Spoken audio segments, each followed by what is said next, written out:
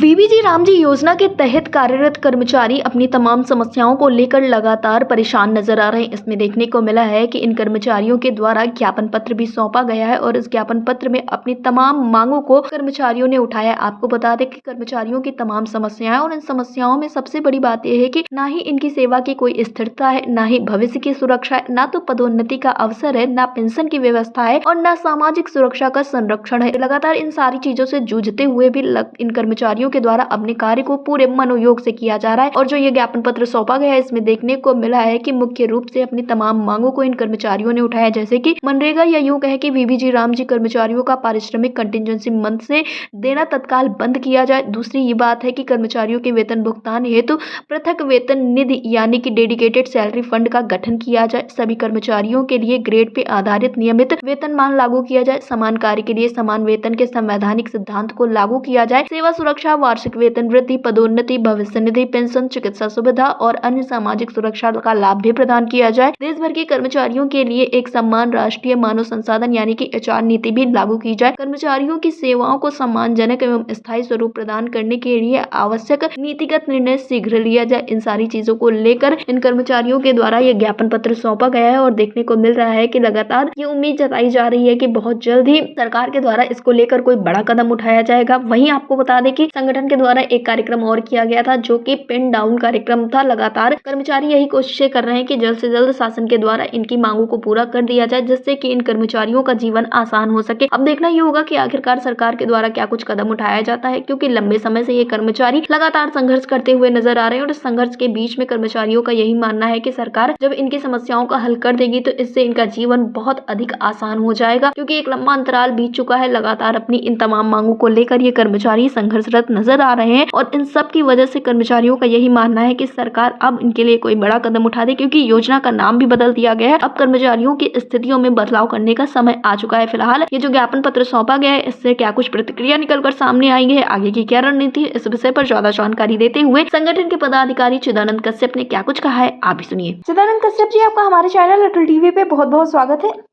जी धन्यवाद अटल TV channel को। जी चिदानंद जी, जैसा कि देखने को मिला है कि आप लोगों के द्वारा एक बड़ा कदम उठाया गया है, जिसमें प्रधानमंत्री, मुख्यमंत्री, केंद्रीय ग्रामीण विकास मंत्री के साथ साथ आप लोगों के द्वारा एक ज्ञापन पत्र सौंपा गया है, जिसमें देखने को मिल रहा है कि मनरेगा या यूं कहें कि वीबीजी रामजी कर्मचारियों की कंटिजेंसी व्यवस्था के मुक्त पे ग्रेड पे आधारित नियमित वेतनमान और इसके साथ ही आप लोगों के द्वारा पृथक वेतन निधि एवं सेवा सुरक्षा प्रदान किए जाने के संबंध में ये पत्र लिखा गया है। इस पत्र का क्या कुछ असर पड़ने वाला है और क्या कुछ चीजें खास होने वाली है? देखिए, ये हम लोगों के लाइफ लाइन का जो है पत्र है। आज हम लोग 20 वर्षों से लगभग हो गए हैं इस कार्य को करते हुए। मनरेगा में किए और अब वीबीजी रामजी में आए हैं जी। लेकिन आज हमारी स्थिति ऐसी हो गई है कि न सेवा की स्थिरता है जी। न भविष्य की सुरक्षा है जी। न पदोन्नति का कोई अवसर है, न पेंशन की व्यवस्था है और न सामाजिक सुरक्षा का संरक्षण है जी। यह स्थिति लाखों कर्मचारियों एवं उनके परिवार के भविष्य को निरंतर असुरक्षित बना रही है जी। और इसके गंभीर परिणाम यह है कि हमारे बहुत से साथी इस चिंता में बहुत से गंभीर बीमारियों के शिकार है। बहुत से साथी काम के दबाव में दुर्घटना के शिकार होकर आज दुनिया से विदा हो चुके हैं और बहुत से साथी जो है असामयिक मौत को प्राप्त किए हैं जी। ऐसी स्थिति, पीड़ादायक स्थिति का जो मूल कारण है वो कंटीजेंसी आधारित व्यवस्था है जी। कंटीजेंसी आधारित मद का उद्देश्य जो होता है किसी भी योजना के संचालन में प्रशासनिक व्यय एवं आकस्मिक आवश्यकताओं की पूर्ति के लिए होता है, न कि किसी कर्मचारी के नियमित वेतन भुगतान का स्रोत वह बन सकता है जी।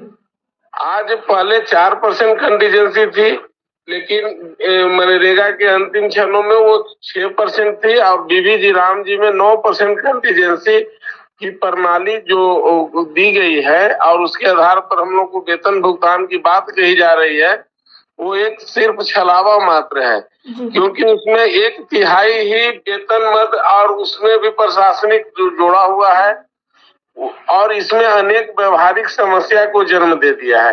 कैसे?